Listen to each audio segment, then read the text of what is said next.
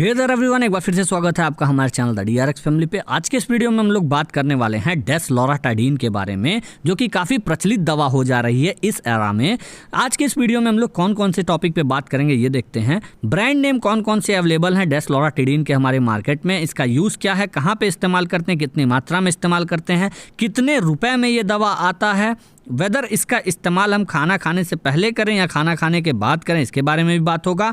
क्या हम डेस्लोराटाडीन को प्रेगनेंसी में इस्तेमाल कर सकते हैं, इसके बारे में बात होगा। क्या क्या साइड इफेक्ट हैं इस दवा के, कौन कौन से दवाओं के साथ में ये इंटरेक्ट करता है और कॉन्ट्रा इंडिकेशन कहाँ है, मतलब इस दवा का इस्तेमाल कहाँ पे ना किया जाए, इन सभी चीज़ों के बारे में आज हम लोग बात करते हैं। तो चलिए जल्दी से वीडियो को ख़त्म करते हैं। जो ब्रांड नेम्स हमारे इंडियन मार्केट में अवेलेबल है वो यहाँ पे मैंने लिस्ट आउट कर दिया है। आप सेलेक्ट कर सकते हैं आपके हाथ में कौन सा ब्रांड है डेस्लोराटाडीन का। और अगर इनमें से कोई भी ब्रांड आपके हाथ में है तो ये वीडियो एंड तक देखते रहिएगा। ये आपके लिए बहुत ही इंपॉर्टेंट होने वाला है वीडियो, क्योंकि मैं छोटे से छोटी बड़ी से बड़ी हर एक चीज़ समझाता रहूँगा इस वीडियो में।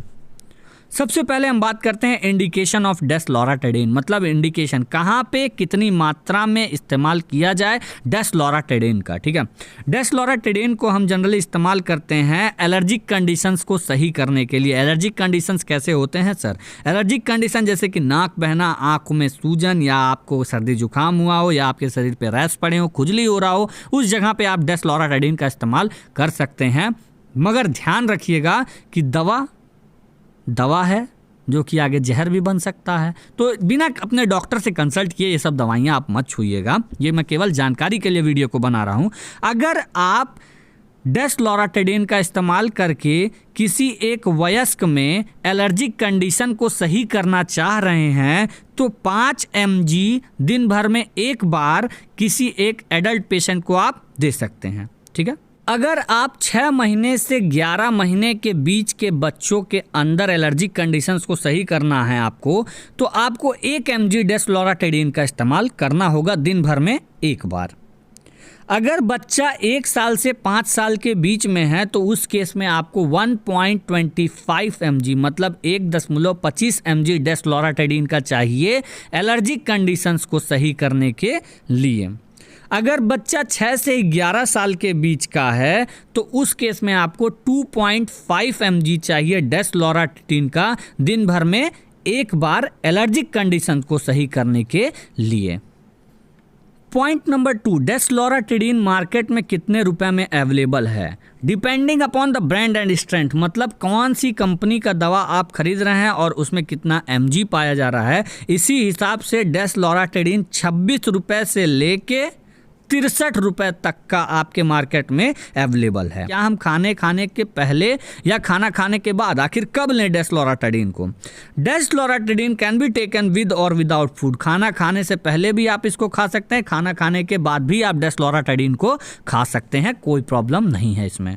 Can we use desloratadine in pregnancy? क्या हम डेस्लोराटाडीन को प्रेगनेंसी में इस्तेमाल कर सकते हैं? जी हाँ, आप इसका इस्तेमाल प्रेगनेंसी में कर सकते हैं। इसको कैटेगरी सी में रखा गया है। कैटेगरी सी मतलब यहाँ पे क्या बता रहा है, एक ऐसी कैटेगरी है जिनमें उन दवाओं को रखा जाता है जिनका परीक्षण जानवरों पे किया गया और ये देखने को मिला कि जानवर के गर्भ में पल रहे उसके बच्चे के ऊपर कुछ एडवर्स इफेक्ट, कुछ साइड इफेक्ट देखने को मिला, मगर इसका अभी तक जांच जो है या स्टडी जो है, कंट्रोल्ड स्टडी हमने ह्यूमंस पे नहीं किया है, मगर इसके बेनिफिट्स ज़्यादा हैं, इस वजह से इस दवा का आप इस्तेमाल प्रेगनेंसी में भी कर सकते हैं। एडवर्स ड्रग रिएक्शन, क्या क्या साइड इफेक्ट देखने को मिल सकते हैं इस डेस्लोराटाडीन के? सबसे पहले फेरिंजिटिस, मतलब आपका जो फेरिंग्स है, नेजोफेरिंग्स, फेरिंग्स जो हैं, जहाँ से आपकी सांस की जो नली है वहाँ पे सूजन आ सकता है, सिर में बहुत तेज दर्द हो सकता है, दिन भर नींद आ सकता है, फैटीग मतलब थकान लग सकता है,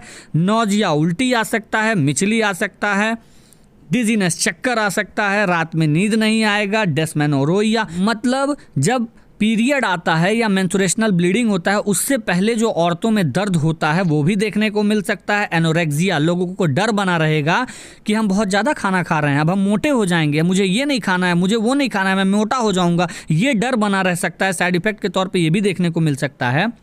बुखार हो सकता है किसी को, डायरिया हो सकता है किसी को, डिस्पेप्सिया मतलब खाना सही से नहीं पच पाएगा, इंक्रीज्ड एपेटाइट बहुत ज़्यादा भूख लगने लगेगा अगर इसका साइड इफेक्ट देखने को मिला तो, आपके शरीर पे फफोले पड़ सकते हैं अगर डेस्लोराटाइडिन का साइड इफेक्ट देखने को मिला तो, यूरिनरी ट्रैक्ट इन्फेक्शन पेशाब में बहुत तेज जलन होगा, पेशाब नली में बहुत तेज दर्द उठ सकता है, पैरासाइटिक इन्फेक्शन आपके बॉडी के अंदर पैरासाइटिक इन्फेक्शन देखने को मिल सकते हैं, आपका मुंह सूख सकता है, एपिस्टेक्सिस मतलब आपके नाक से खून भी आ सकता है साइड इफेक्ट के तौर पे इस डेस्लोराटाइडिन के, आदमी खांसने लगेगा डेस्लोराटाइडिन के साइड इफेक्ट की वजह से, ब्रोंकाइटिस मतलब आपका जो ब्रोंकियल ट्यूब है उसमें इन्फ्लामेशन भी हो सकता है, इमोशनल लायबिलिटी मतलब एक पल के लिए आदमी हंसने लगेगा, एक पल के लिए आदमी रोने लगेगा, मतलब अगर ऐसा समझ लीजिए ये इमोशनल लायबिलिटी बता रहा है कि आप किसी के फ्यूनरल में गए जहाँ पे आप जाके जहाँ आपको रोना है वहाँ आप हंसने लगेंगे चिल्ला चिल्ला के, और जहाँ आपको हंसना है वहाँ आप रोने लगेंगे चिल्ला चिल्ला के, ऐसा भी प्रॉब्लम हो सकता है, साइड इफेक्ट के तौर पे देखने को मिल सकता है डेस्लोराटाइडिन के।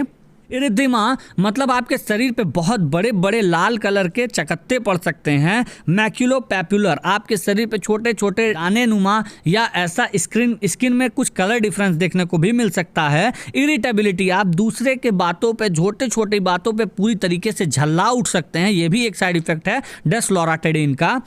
कहाँ पे इस्तेमाल करते समय डेस्लोराटाइडिन का इस्तेमाल कहाँ करते समय बहुत ज़्यादा ध्यान देना पड़ता है, पहला प्रेग्नेंट वुमेन में, दूसरा लैक्टेटिंग वुमेन में, तीसरा ऐसे लोग जिनके किडनी में कोई प्रॉब्लम है, चौथा ऐसे लोग जिनके लीवर में कोई प्रॉब्लम, और यदि कोई साइड इफेक्ट देखने को मिलता है तो तुरंत ही इस दवा को रोक दिया जाता है और अपने डॉक्टर से कंसल्ट किया जाता है।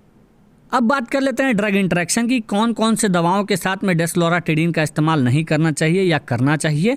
Potentially increase in plasma concentration with drug affecting hepatic microsomal enzyme मतलब हमारे शरीर में एक माइक्रोसोमल एंजाइम पाया जाता है, ठीक है, हमारे लीवर में मोस्ट कॉमनली कह लीजिए, तो उस माइक्रोसोमल एंजाइम के ऊपर कुछ दवाइयाँ काम करती हैं जैसे कीटोकोनाजोल, फ्लोक्सेटिन, इरिथ्रोमाइसिन, एजिथ्रोमाइसिन, सिमेट्रिडिन, ये सब दवाइयाँ क्या करती हैं, डेस्लोराटाइडिन की मात्रा को हमारे खून के अंदर बढ़ा देती हैं, जो कि आगे चल के हमें ड्रग टॉक्सिसिटी दिखा सकता है।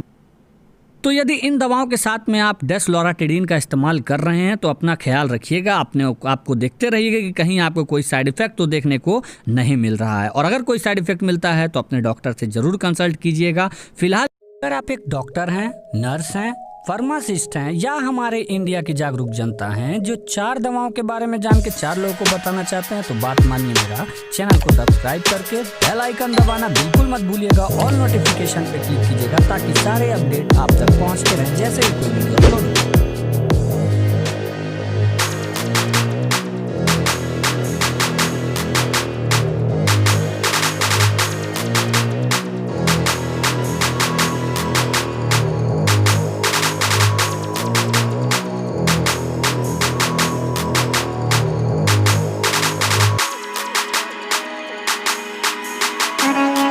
Put a little bit of shit, put a little bit of shit, put a little bit.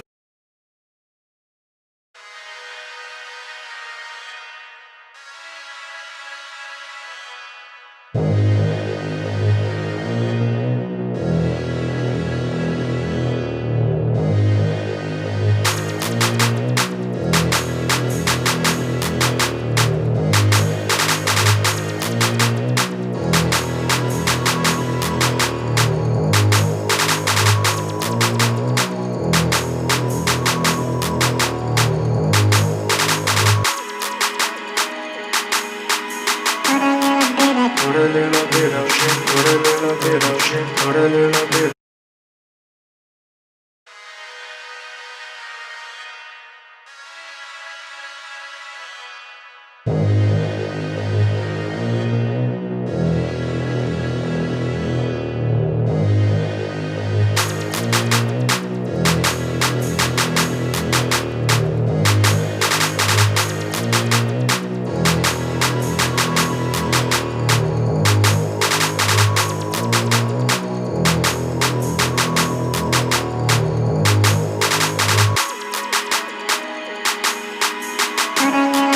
Put a little bit of shit, put a little bit of shit, put a little bit.